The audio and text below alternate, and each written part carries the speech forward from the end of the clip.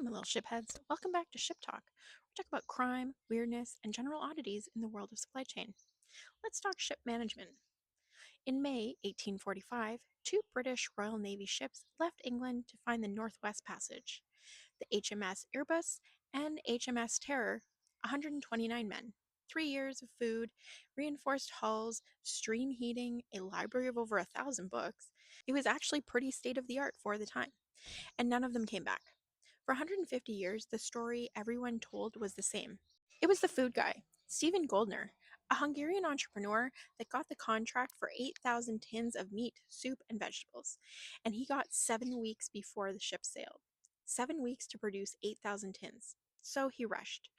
When Franklin's ships disappeared and the search parties started finding empty tins piled up on Beechy Island, hundreds of them, way more than you'd expect for one winter, people started asking questions.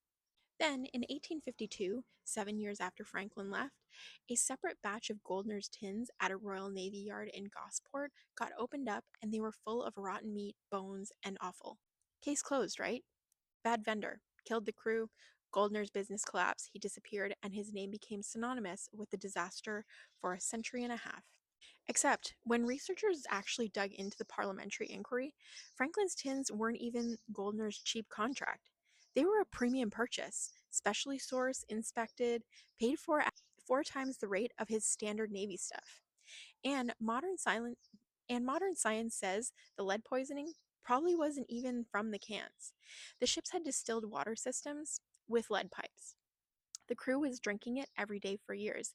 And then there's the rest of it: scurvy, tuberculosis, pneumonia, botulism in the animals they hunted on land, temperatures that would kill you in 20 minutes, and the captain who died early. The ships were locked in the ice for over a year before they were abandoned.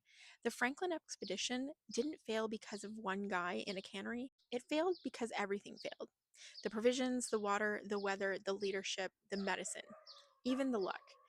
Every redundancy collapsed at the same time. But it's easier to blame the vendor, as it always is. Anyways, that's our story for today. Remember to share with your freight bestie and follow, and I will see you next time.